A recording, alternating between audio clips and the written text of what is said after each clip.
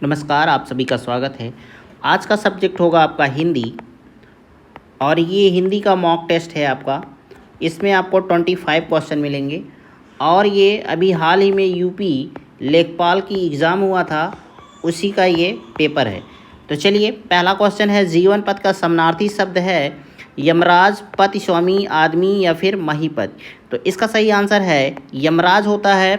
यमराज को और भी कई नामों से जाना जाता है, जैसे मृत्यु का स्वामी अथवा जीवन पद। इन्हें नरक का राजा भी कहा जाता है, भूतों का राजा कहा जाता है और न्याय का राजा भी कहा जाता है। अगला क्वेश्चन, जिसे इंद्रियों से अनुभव ना किया जा सके, अनेक पद के लिए एक शब्द होता है अतीन्द्रिय, इंद्रिय, इंद्रिय शेष, इंद्रजीत। तो इसका सही आंसर है ए, अतीन्द्रिय कहलाता है। अगला क्वेश्चन, निम्नलिखित में से कौन सा शब्द पुल्लिंग है, पूर्ति, विवाह, अव्यक्त या फिर छब। तो इसका सही आंसर है विवाह होता है। विवाह ऐसा शब्द है जो पुल्लिंग है, बाकी ये सारे स्त्रीलिंग हैं। ठीक है। अगला क्वेश्चन, पंखा का बहुवचन क्या होगा। तो इसका सही आंसर है डी, पंखे होता है। अगला क्वेश्चन, दुशासन का संध विग्रह क्या होगा। तो आपको इसमें से चुनना है और इसका सही आंसर है सी, दुधन शासन। निम्नलिखित में से किस शब्द की वर्तनी सही है। तो आप इसको देखिए चारों को, ऑप्शन को, और इसका सही आंसर है सी, लालायित होता है। बाकी ये सभी गलत हैं। अगर देखें, भाग्यमान नहीं होता है बल्कि भाग्यवान होता है। रामायण नहीं होता, रामायण होता है। निम्नलिखित शब्दों पर विचार कीजिए, अधोगति, उज्ज्वल, विस्मरण, हितैषी। किस विकल्प में सभी शब्द शुद्ध हैं। तो आपको बताना है किस विकल्प में सभी विकल्प शुद्ध हैं। तो इसका सही आंसर है सी होगा, मतलब 3 और 4। ये विस्मरण सही है और हितैषी सही है। निम्नलिखित में से कौन सा शब्द स्त्रीलिंग नहीं है, यामा, योजना, भिक्षा या फिर संबल। तो इसका सही आंसर है डी, यही है, स्त्रीलिंग नहीं है, बाकी तीनों स्त्रीलिंग हैं। किस विकल्प में सही विलोम युग्म है। तो आपको इसमें से चारों ऑप्शन को देख लीजिए, फिर उसके बाद बताइए कि कौन सा विकल्प सही होगा। तो इसका सही आंसर है बी, यही सही है। बाकी सांझ दोपहर नहीं सही है, शुष्क क्षुद्र नहीं सही है, प्रसन्न और प्रफुल्ल नहीं सही है। अरुण शब्द का अनेकार्थी है। तो आप बता सकते हैं, बहुत आसान प्रश्न है और इसका सही आंसर है बी, प्रातःकालीन, सूर्य और सुंदर, यही सही है, बाकी सभी गलत हैं। आज की सभा में अनेकों लोग उपस्थित थे, वाक्य किस भाग में अशुद्धि है।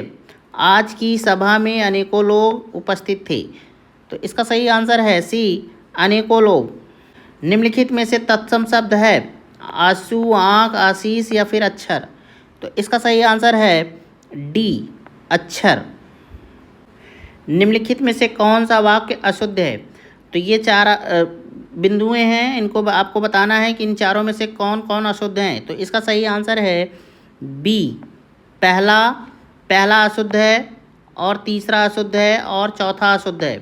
बाकी बी वाला दूसरा ऑप्शन सही है। खग जाने खग ही की भाषा का अर्थ क्या होता है। पक्षियों की भाषा जानना, समान प्रवृत्ति वाले ही एक दूसरे को सराहते हैं, पक्षी अपनी भाषा स्वयं समझते हैं, पक्षियों की तरह बोलना। तो इसका सही आंसर है बी, समान प्रवृत्ति वाले ही एक दूसरे को सराहते हैं। हरिमोहन को रुपए देता है, हरिमोहन को रुपए देता है, रेखांकित में कौन सा मतलब को का क्या होगा। तो इसका सही आंसर होगा सी, ये संप्रदान कारक है।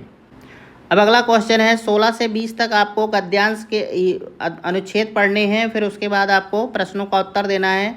तो अगर आपको इस तरीके का पेपर मिलता है तो आपको पहले गद्यांश को नहीं पढ़ना चाहिए, पहले आपको क्वेश्चन पर चलना चाहिए। तो सबसे पहले हम क्वेश्चन पर चलते हैं। पहला क्वेश्चन है, मनीषियों ने सफलता की कुंजी किसे कहा है। धन को, परिश्रम को, असफलता को या फिर शारीरिक बल को। तो अब आप अनुच्छेद पढ़ेंगे तो आपको इसका आंसर मिल जाएगा। मनुष्य को निष्काम भाव से सफलता असफलता की चिंता किए बिना अपने कर्तव्य का पालन करना है। आशा या निराशा के चक्र में कैसे बिना उसे निरंतर कर्तव्यरत रहना है। किसी भी कर्तव्य की पूर्णता पर सफलता अथवा असफलता प्राप्त होती है। असफल व्यक्ति निराश हो जाता है, किंतु मनीषियों ने, यहीं से आपको ऑप्शन मिल जाएगा, मनीषियों ने असफलता को ही सफलता की कुंजी कहा है। तो मनीषियों ने सफलता की असफलता की ही कुंजी को कहा है, मतलब ये आपका सी ऑप्शन सही है, असफलता को ही सफलता की कुंजी कहा है। अगला प्रश्न है, असफल व्यक्ति क्या अर्जित करता है? अपयश, अनुभव की संपत्ति, धन दौलत या फिर आशा के पुष्प। तो अब आप अनुच्छेद पढ़ेंगे और उसके बाद आपको आंसर मिलेगा। अब यहाँ तक हमने पढ़ लिया है, तो आगे देखते हैं। असफल व्यक्ति अनुभव की संपत्ति अर्जित करता है, यहीं आपको ऑप्शन मिल गया और आपका ऑप्शन बी सही हो जाएगा, अनुभव की संपत्ति। मनुष्य को किस प्रकार कर्तव्य पालन करना चाहिए? निष्काम भाव से, सफलता असफलता की चिंता किए बिना, आशा निराशा के चक्र में फंसे बिना, उपयुक्त सभी। तो हम अनुच्छेद को पढ़ेंगे, वहीं से आंसर मिलना संभव है। अब आप देखेंगे इस अनुच्छेद में तो कर्तव्य आपको यहाँ मिल रहा है और लिखा है कर्तव्य के मार्ग पर चलते रहने में जो आनंद और उत्साह है। तो इधर हमें आंसर नहीं मिलेगा, पीछे मिलेगा। पीछे कहाँ से? मनुष्य का जीवन धारण करके कर्म पथ से कभी विचलित नहीं होना चाहिए, विघ्न बाधाओं की, सफलता असफलता की तथा हानि लाभ की चिंता किए बिना। तो देखिए यहीं आपको ऑप्शन मिल रहा है दूसरे लाइन में, आपको बिना चिंता किए हुए सफलता और असफलता के बिना सोचे हुए आपको अपने कर्तव्य के मार्ग पर चलते रहना चाहिए।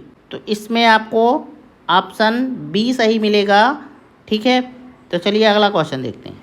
कैसे व्यक्तियों का जीवन धीरे धीरे बोझ बन जाता है? जो असफल होने पर दोबारा प्रयत्न नहीं करते, जो परिश्रम से जी चुराते हैं, जो नित्य व्यायाम नहीं करते, जो धन दौलत नहीं कमाते। तो चलिए अनुच्छेद की तरफ चलते हैं। अगर आप पढ़िए इस अनुच्छेद को तो यहाँ से उसके भावी जीवन का निर्माण करती है। जीवन में अनेक बार ऐसा होता है कि हम जिस उद्देश्य की प्राप्ति के लिए परिश्रम करते हैं वह पूरा नहीं होता है। ये सही बात है। ऐसे अवसर पर सारा परिश्रम व्यर्थ हो गया सा लगता है और हम निराश होकर चुप बैठ जाते हैं। उद्देश्य की पूर्ति के लिए दोबारा प्रयत्न नहीं करते। उद्देश्य की पूर्ति के लिए यहीं से आपको ऑप्शन मिलेगा। ऐसे व्यक्ति का जीवन धीरे धीरे बोझ बन जाता है। कब बन जाता है? जब वो प्रयास करता है और असफल हो जाता है और दोबारा प्रयास नहीं करता है। तो धीरे धीरे बोझ बन जाता है, आपको लाइन में मिला था, तो ये वाला ए ऑप्शन सही होगा। जो असफल होने पर दोबारा प्रयत्न नहीं करते उनका जीवन बोझ बन जाता है। ठीक है, जीवन की सार्थकता किस में है? हर समय सोते रहने में, बहुत सारा धन कमाने में, कर्तव्य मार्ग पर चलने के आनंद में या फिर दूसरों से अपना काम निकालने में। तो अनुच्छेद पढ़ेंगे, वहीं से आंसर मिलेगा। तो पूरा अनुच्छेद लगभग हम लोग पढ़ चुके हैं और आपको यहाँ मिल रहा है कर्तव्य के मार्ग पर चलते रहने में जो आनंद एवं उत्साह है उसमें ही जीवन की सार्थकता है। जीवन की सार्थकता किसमें है? कर्तव्य के मार्ग पर चलने में है। तो आपके ऑप्शन में सी ऑप्शन सही होगा, कर्तव्य के मार्ग पर चलने के आनंद में है। ठीक है, अगला क्वेश्चन। तो दोस्तों अगर आपको चैनल का कंटेंट पसंद आ रहा है, क्वेश्चन सॉल्व कराने का तरीका पसंद आ रहा है, तो चैनल को ज़रूर सब्सक्राइब कर लीजिएगा अगर आप पहली बार हैं। अगर हो सके तो एक लाइक ज़रूर किया करिए और एक अच्छा सा कमेंट भी करने का प्रयास किया करिए। निम्नलिखित में से सलाका का तद्भव रूप क्या है? स्लेश, स्लाइस, इस तरीके का सलाका या फिर सिलाई। तो इसका सही ऑप्शन है सी, सलाका का तद्भव रूप यही है। आनंद शब्द का उचित पर्यायवाची शब्द है मोद या हर्ष, अचल प्रमोद, तनुज अमोद, साल उल्लास। तो इसका सही आंसर है ए, मोद या हर्ष। अपना पराया किस समास का उदाहरण है? द्वंद्व समास, द्विग समास, बहुब्रीहि समास या फिर तत्पुरुष समास। तो इसका सही आंसर है ए, द्वंद्व समास का उदाहरण होता है। अगर इस तरीके से बीच में आपको एक चिन्ह मिले तो लगभग आप जान लीजिए कि द्वंद्व समास यही है। तो आज का अंतिम प्रश्न है, कब्र में पैर लटकना मुहावरे का सही अर्थ? मृत्यु के समीप होना, मृत्यु से कोसों दूर होना, कब्र के पास बैठना, उपयुक्त में से कोई नहीं। तो इसका ऑप्शन ए सही है, मृत्यु के समीप होना। तो आई होप आपको ये क्लास पसंद आई होगी। अगर पसंद आई है तो एक लाइक ज़रूर किया करिए, सब्सक्राइब कर लीजिए अगर आप चैनल पर पहली बार हैं। फिर से किसी नए टॉपिक पर मिलेंगे। नमस्कार, जय हिंद।